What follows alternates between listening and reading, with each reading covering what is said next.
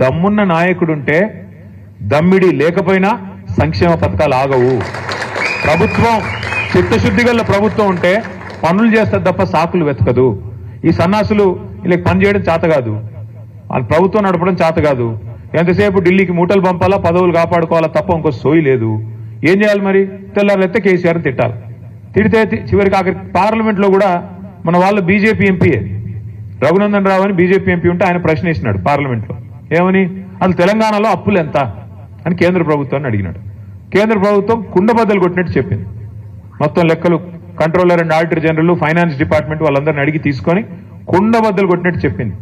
10 ఏళ్లలో కేసీఆర్ ప్రభుత్వం చేసిన అప్పు, వదిలిపెట్టిపోయిన అప్పు 3.5 లక్షల కోట్లు. అందులో కేసీఆర్ గారు రాకంటే ముందే 72,000 ఉంది.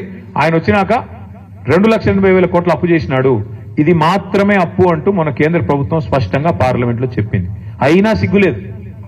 కేంద్ర ప్రభుత్వం పార్లమెంట్లో చెప్పిన సిగ్గు ఎంత మాత్రం లేదు కాంగ్రెస్ వాళ్ళకి. ఒకడు 6 లక్షలు అంటాడు, ఇంకొకటి 7 లక్షలు అంటాడు, ఇంకోటి 8 లక్షలు. ఎవడికి నోటికి ఎంత వస్తే అంత, ఎంత వస్తే ఎంత తోస్తే ఎక్కడ ఉంటే అక్కడ నోటికి ఎంత వస్తే అంత మాట్లాడుతూ ఉన్నారు.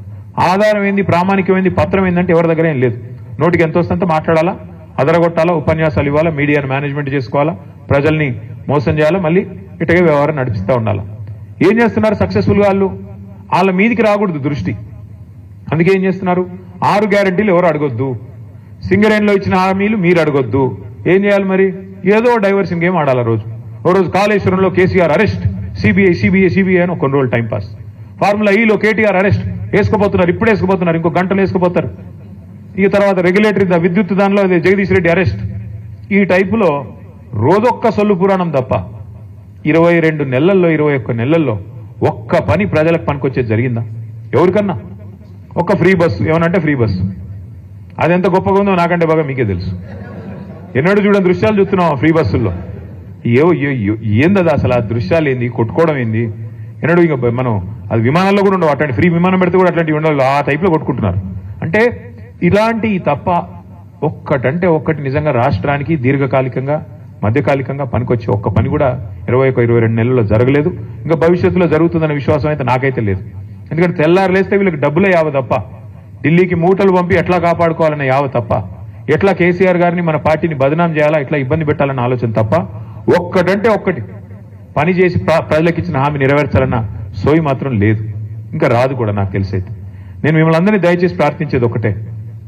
మరి చాలా దూరం నుంచి 300-350 కిలోమీటర్ల దూరం నుంచి కూడా మీరందరూ వచ్చినారు, దానికి ధన్యవాదాలు. కానీ మిమ్మల్ని ప్రార్థిస్తా ఉన్నాం. మొదటి నుండి ఉమ్మడి ఖమ్మం జిల్లాలో ఏంటో కానీ మనకు తెలియదు. 3 ఎలక్షన్లు కొట్లాడినాం మనం తెలంగాణ వచ్చినాక, 14లో, 18లో, 23లో. ప్రతిసారి మనకు ఒకటే సీట్ వస్తుంది. ఆ 1 అనే సంఖ్య దాటట్లేదు మనం ఎందుకో కానీ. అప్పుడు ఫస్ట్ టైం గెలిచినప్పుడు అప్పుడు ఏం గెలిచింది? కొత్తగూడెం మొదటిసారి. కొత్తగూడెం ఫస్ట్ టైం, తర్వాత ఖమ్మం, మళ్ళీ తర్వాత భద్రాచలం. ఈ 3 ఇంకా కొత్తగూడెం, ఖమ్మం, భద్రాచలం.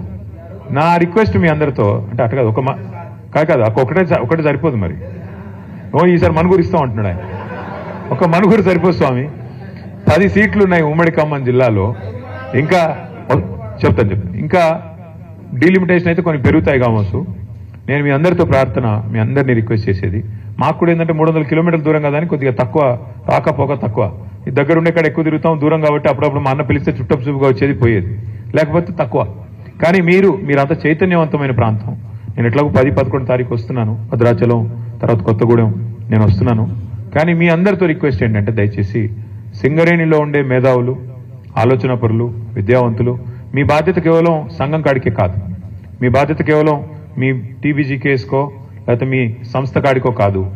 మీ బాధ్యత దయచేసి మీరు భుజాన వేసుకొని పార్టీని రేపటి రోజున ఇల్లందు కావచ్చు, పెనపాక కావచ్చు, కొత్తగూడెం కావచ్చు, ఎక్కడెక్కడైతే మీకు బలగం బంధుత్వాలు లేదా ఫ్రెండ్స్ ఉంటారో అన్ని చోట్ల కూడా దయచేసి మోటివేట్ చేయాల్సిన బాధ్యత, వీళ్ళు చేసిన మోసాన్ని చెప్పాల్సిన బాధ్యత, ముఖ్యంగా బీజేపీ రూపంలో కూడా మనకు వస్తున్న ముప్పు గురించి కూడా చెప్పాల్సిన బాధ్యత కూడా మన మీదనే ఉన్నది.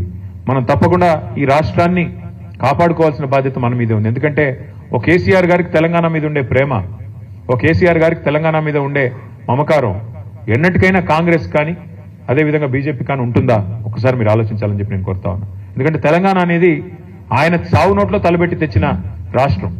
అన్ని రాష్ట్రాలకి అన్ని రాష్ట్రాలకి ముఖ్యమంత్రులు ఉంటారు, నాయకులు ఉంటారు. కానీ ఇక్కడ రాష్ట్రాన్ని తెచ్చిన వ్యక్తే ముఖ్యమంత్రిగా నిన్నటిదాకా నడిపిన రాష్ట్రం మన రాష్ట్రం, మన ప్రత్యేకత అది. నా ప్రార్థన మీతో దయచేసి ఈసారి మాత్రం గట్టిగా పట్టుబట్టాలి. అది లోకల్ బాడీ ఎలక్షన్ అయితేనేమి, పంచాయతీ ఎలక్షన్ అయినా, గల్లీ ఎలక్షన్ అయినా, లేదా ఢిల్లీ ఎలక్షన్ అయినా, ఏదైనా సరే ఈసారి మాత్రం ఎగరాల్సింది గులాబీ జెండానే. ఏదైనా సరే ఈసారి మాత్రం ఎగరాల్సింది మన కారు గుర్తే, మన నాయకుడు కేసీఆర్ గారి నాయకత్వంలో ముందుకు పోవాలి. దానికి మనం చిన్న చిన్న ఇష్యూస్ ఉంటాయి, సంఘంలో ఉంటాయి, సంస్థలో ఉంటాయి, ఇంకోటి ఉంటాయి. వాటిని పక్కన పెట్టాలి. పొరపచ్చాలు లేకుండా మన నాయకుడు తిరిగి మళ్ళీ ముఖ్యమంత్రిగా తెలంగాణలో బాధ్యతలు చేపట్టాలనే లక్ష్యంతో తెలంగాణ ప్రజల కోసం, ఆయన కోసం కాదు, ఆయన ఆల్రెడీ 10 ఏళ్లు చేశారు ముఖ్యమంత్రి, ఆయనకి ఏం కొత్త పదవి కాదు. కానీ ఈ రాష్ట్రం మళ్ళీ గాడిన పడాలి అంటే తప్పకుండా ప్రజలు గుర్తు చేసుకుంటున్నారు. ఈరోజు మీరు ఎవరినైనా చూడండి, మీరు చూస్తూ ఉంటారు కదా వీడియోలు, ఎక్కడ పోయినా గుర్తు చేసుకుంటున్నారు. ఎందుకు అంటే దానికి కూడా కారణం ఉంది. ఎప్పుడైనా పెద్దలు చెప్తారు, మన మధ్యన ఒక పెద్ద ఆయన ఉంటే ఆ వాల్యూ మనకు అర్థం కాదు, విలువ తెలవదు. ఆయన ఆ పొజిషన్లో లేనప్పుడే తెలుస్తుంది.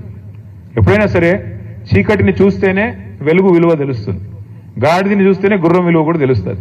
ఇవాళ గాడిదలు ఎవరైతే ఉన్నారో, నేను చెప్పను ఏ గాడిద అంటే మళ్ళీ అదో కథ, వాళ్ళని చూసిన తర్వాత ఇవాళ కేసీఆర్ గారి విలువ ప్రస్ఫుటంగా తెలుస్తున్నది ప్రజలకి. అయ్యో ఎంత తప్పు జరిగింది, అయ్యో ఎంత తప్పు. రైతులైతే నేను చూస్తా ఉన్నా, కొంతమంది వీడియోలు చూస్తా ఉన్నాను నేను, తమ చెప్పు తీసుకొని తాము కొట్టుకుంటున్నారు. మేము తప్పు చేశాము, కాంగ్రెస్ కోటేసి మోసపోయాము, రుణమాఫీ అంటే మోసపోయాము, రైతు బంధు పెంచుతామంటే వీళ్ళు ఏది చేయరు, వీళ్ళ వల్ల కాదు, ఇంకా ఉన్నదే పొడగొడుతున్నారు వీళ్ళు అని చెప్పి బాధపడతా ఉన్నారు. మరి అట్లా ఉండే రైతులు కానీ, కార్మికులు కానీ, మహిళలు 1,67,00,000 మందికి మాటిచ్చినారు, మీకు నెలకు 2,500 ఇస్తామని. వీళ్ళు ఇస్తారా? తులం బంగారం అన్నారు. నేను చెప్పాను ముందే, బంగారం కాదు, వీళ్ళు ఇనుము కూడా ఇవ్వరు. ఇది ఇనుము ఏమైనా ఉంటే ఉల్టా ఎత్తుకపోయే బ్యాచ్ తప్ప ఇచ్చే బ్యాచ్ కాదు అది. అలీబాబా 45 దొంగల్లాగా వీళ్ళు మామూలు వాళ్ళు కాదు, ఇది దండుపాలెం బ్యాచ్ ఇది. ఆ బ్యాచ్ వీళ్ళు బంగారం ఇచ్చే బ్యాచ్ అసలే కాదు.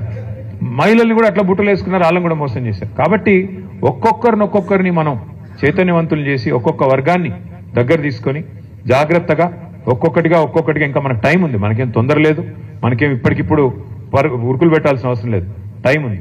కానీ నిజంగా కూడా గొప్పగా అనిపించింది ప్రభాకర్ రావు గారు చెప్తుంటే, ఒక అధికార పార్టీని వదిలిపెట్టి ఇంకా 3 ఏళ్లు సమయం ఉండగా లేదు ఆ పార్టీ మాకు వద్దు, మాకు మా మాతృ సంస్థ బీఆర్ఎస్ అంటేనే మమకారం, కేసీఆర్ గారు అంటేనే మమకారం అంటూ 350 కిలోమీటర్ల దూరం మరి దాదాపు ఉదయం 3 గంటలకు లేచి బయలుదేరి వచ్చిన మీ అందరికీ కూడా శిరస్సు వంచి హృదయపూర్వకంగా స్వాగతం సుస్వాగతం తెలియజేస్తూ